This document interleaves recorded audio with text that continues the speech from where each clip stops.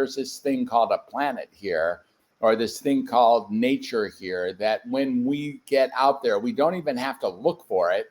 Just in the experience of being outside, we're infused with the beauty and the cosmic energy of what nature brings. Just seeing a squirrel, just seeing a deer, or just seeing the fauna, or just hearing or being with the river, or seeing the ocean, or seeing the mountains, or even just seeing the flowers, and even the front lawns of people can be considered nature. And in that process, we get to be re-grounded into why we came into this world anyway.